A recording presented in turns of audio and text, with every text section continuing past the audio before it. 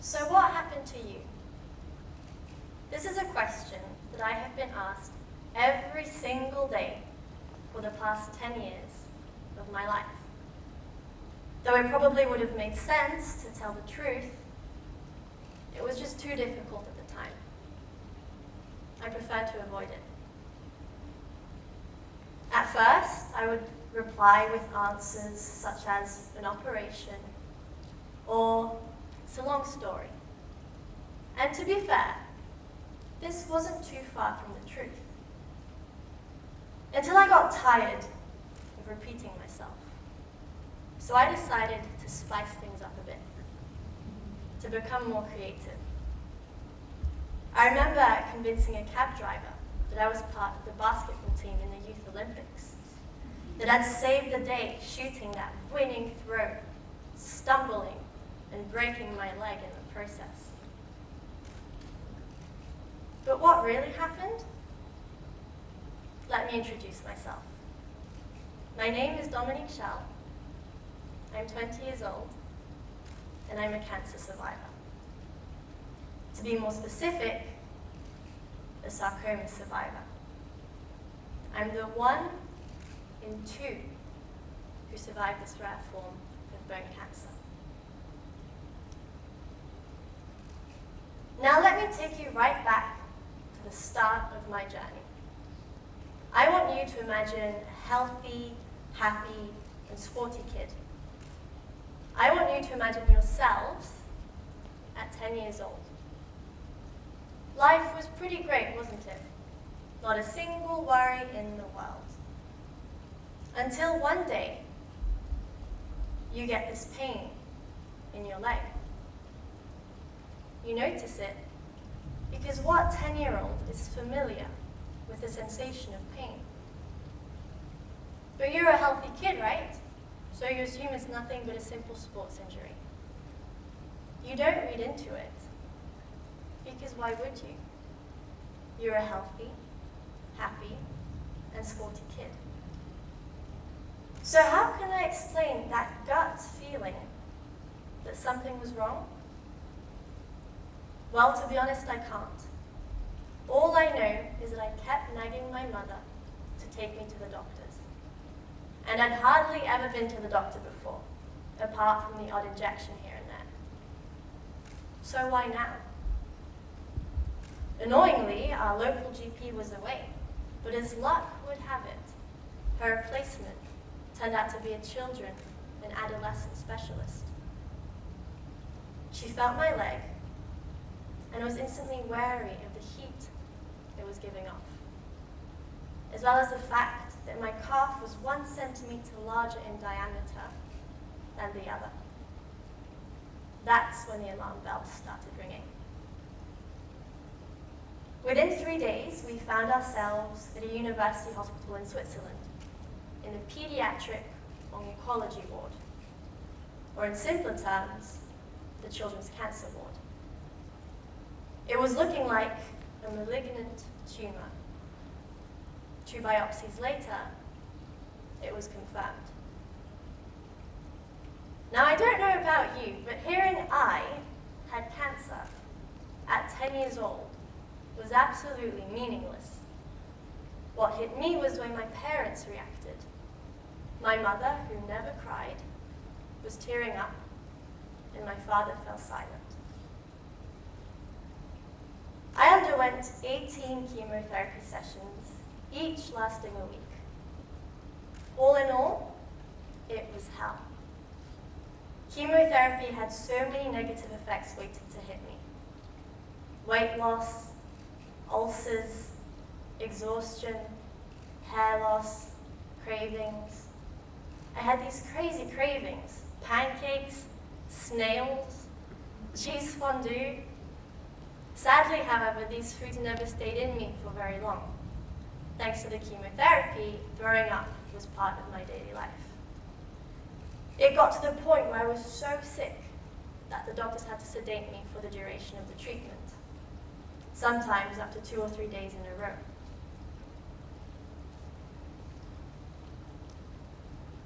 During my time in hospital, I became close to a fellow sarcoma patient. Killian. He was 15 at the time. I consider him to be the silver lining of my experience. However, his story is different to mine.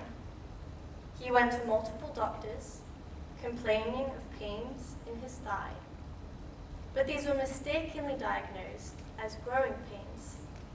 So for months and months, his tumor grew and grew until he was correctly diagnosed. Killian was like a big brother to me. He was someone I looked up to enormously during my treatment. He had the greatest laugh, and he'd always be joking around with the nurses, no matter the state he was in. But sarcoma has a tendency to spread to the lungs. Sadly, this happened to Killian. He underwent surgery after surgery, removing nodules that just kept coming back until they could no longer operate. They couldn't cut away any more of his lungs. Killian fought his battle for 6 years, never letting cancer get in the way of his life. He passed away 4 years ago. 4 months into my treatment, it was time to remove the cancer from my leg. To ensure they took the whole tumor out, they removed 10 centimeters of my tibia and replaced it with a bone from a bone bank. This was essentially a dead bone that was expected to unite with my own. I'd be lying if I said I can recall every single detail of that day. After all, it was 10 years ago. However, I do remember being told, once the results came out, that there had been a 100% removal rate of the tumor. This was unheard of. My chances of survival were looking extremely positive. There was hope.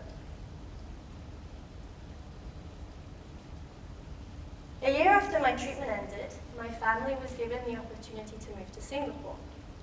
It was a new beginning for my parents, my brother, and I. It was time to move on and to put all those months of suffering behind us. I started a new school, and I was ecstatic to start playing sports again. Moving to Singapore was, in a sense, a way for me to step back into what I considered as real life. But I soon found out that wasn't meant to be. Within a year of my new life, I realized there was no way things could ever go back to how they used to be. Perhaps it was naive to ever believe so. I began having bad pains in my leg again. And there it was, that dreaded fear. What if there was a tumor growing inside of me? What if the cancer was back? What if we had to go through all that hell all over again? Well, thank God it wasn't. But still, the news wasn't good. It turned out my body had rejected the bone graft. Doctors tried screwing it together. They tried adding bone from both my hips, but all failed. The bone graft was literally crumbling inside of me. In addition, while we were all focused on compressing the bones in my right leg together, my left leg continued to grow. Setback after setback, surgery after surgery. Now looking back, they all merge into one. But there is one that I can remember quite vividly, and that was my biggest and longest surgery, a 13-hour one, where they moved 10 centimeters of my left fibula and placed it into my right tibia. Though it was obvious my leg was in a fragile state, the only way by which my thin, tiny fibula would grow into this thick tibia was by stimulating it. In other words, walking on it. Now, it sounds pretty straightforward, doesn't it? Well, it turns out it's everything but straightforward. There is no literature on how much weight your bone can take. There's no estimate And there's no signs of you overdoing it until crack. It breaks. 3 times I've had the pleasure of experiencing this excruciating pain. And no, nothing as drastic as a fall. No, just one step was enough for my bone to shatter. To avoid this from happening, I had to wear a number of external fixators drilled through my bones. Though it was difficult to accept the fact that I had to wear these ugly contraptions, the hardest part was the attention it drew, the fear and disgust it provoked in people. It was tough not letting people's comments get to me. So how was I meant to live my life happily when everything that had happened and is still happening is beyond my control? Well, I had a choice. I could either fall into the dangerous path of depression and self-pity, or I can rise above it and realize that I survived cancer. I survived the odds. So why would I choose negativity and pessimism when I'm one of the luckiest people in this world? So once I'd accepted the fact that I was different, that I was a kid who'd had cancer, what was I going to do in order to move forward? I had a choice. There was no epiphany. There was no sudden moment where I said to myself, Dominique, this is the path to take. No. It was gradual, like a snowball.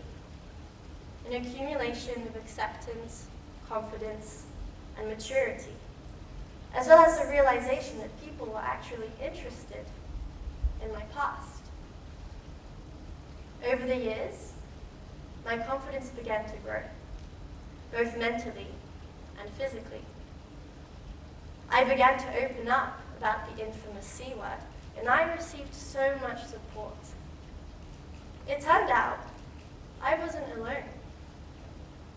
I had a whole crowd of people behind me. And once I opened up, doors began to open. I became youth ambassador for a sarcoma charity. I spoke at events. I visited children's cancer wards.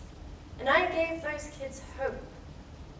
Showed them that there is such a thing as light at the end of the tunnel. And all of this came from speaking up, from sharing. And my message always stays the same. My happiness is by no means limited by my health. If anything, it's made me even more grateful and appreciative for what I do have in life. A year and a half ago, I started up my own foundation, Crutchful Sarcoma, in Melbourne. I had originally moved there to start my studies in biomedicine, but surprise, surprise, I had yet another setback. This time, an aggressive bacteria eating away at my bone. That forced me to move back to Asia. Luckily, though, I was in Melbourne enough time for Crutchful Sarcoma to kick off. How did it all start? Well, with a small conversation with a stranger. It turned out people would talk. Word had traveled. And next thing I know, this amazing guy offered to run a marathon on crutches to support my cause. What Lockie did was absolutely amazing. He raised over $10,000 and so much awareness. Another unexpected campaign that completely took off was my open letter to Taylor Swift, asking her to visit sick kids in hospital. Within 3 days, my open letter reached over 8,500 likes and 1,200 shares on Facebook. Though she was unable to meet the sick kids due to her busy schedule, she invited me, along with a sarcoma survivor, to go to her concert and meet her and her mother backstage. So what was my aim in setting up Crutchful Sarcoma? And what do I hope to achieve? Well, sarcoma's nickname is a forgotten cancer. Lack of awareness means lack of funds. Lack of funds means little to no research and too many kids dying of sarcoma each year.